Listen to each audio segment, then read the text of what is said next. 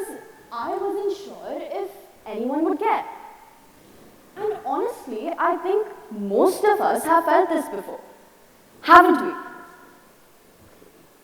That moment where you type something real, then delete it because it doesn't sound smart enough, aesthetic enough, funny enough, or viral enough. And at first, this feels small, but maybe it isn't. Maybe that tiny hesitation says something much larger about the world we live in now. We're told the internet gave everyone a voice, that platforms democratized expression, that now anyone can create, speak, share, and be heard. Sounds empowering, doesn't it? But there's one dangerous assumption hidden inside that promise. If you can speak, you are being heard. That's not always true. Every time you open an app and scroll, you're not seeing a reality. You're seeing what an algorithm decided was worth your attention. And algorithms don't care about wisdom or truth, they only care about engagement. About what keeps you scrolling at 2 a.m., what keeps you reacting, and coming back. In today's world, addiction is profitable. Your attention has become a business model. Former Google design ethicist and product philosopher Tristan Harris once said, "If you're not paying for the product, you are the product." Think about that. A study by MIT found that false news travels significantly faster and farther online than true news because shocking and emotional content gets stronger reactions. Not truthful content, emotional content. The algorithm didn't create human psychology. It simply learned how to exploit it. And that's exactly why this conversation matters. Because algorithms are powerful. They influence what appears on our screens and what we pay attention to. But influence is not the same as control.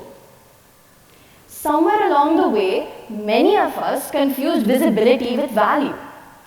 If something goes viral, we assume it matters. If something gets ignored, we assume it doesn't.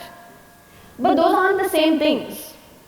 A report by Data Reporter found that the average person now spends more than 2 hours a day on social media. That's more than 30 days every year.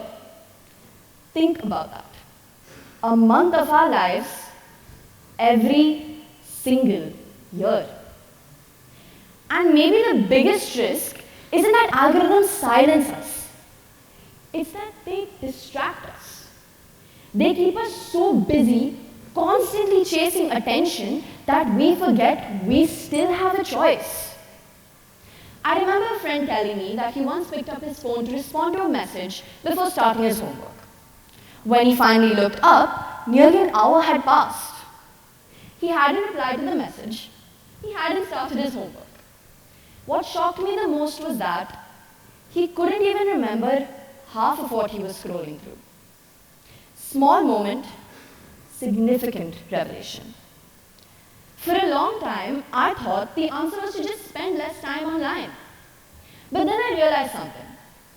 This same platform that distracts us can also connect us.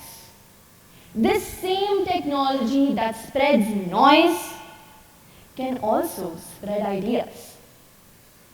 A few months ago, my friends and I created an online study group. It wasn't meant to be anything special. We only wanted help preparing for our exams.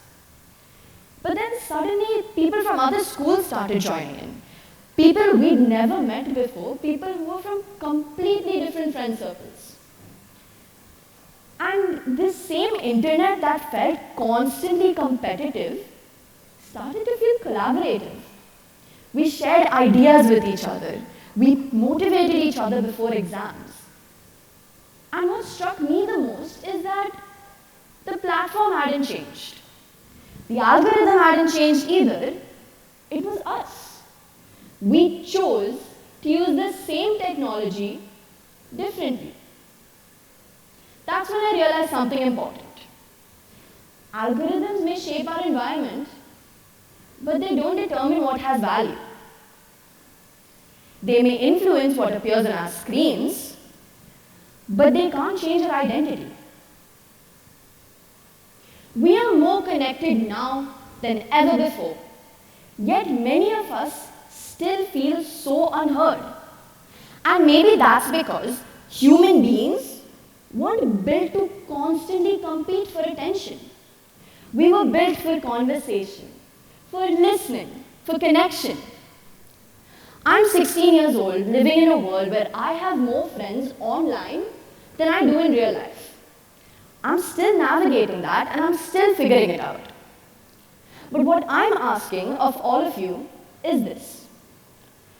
What if we stopped seeing ourselves as victims of algorithms and instead started seeing ourselves as people with choices? People who can decide whether a platform becomes a distraction, a community, or a connection.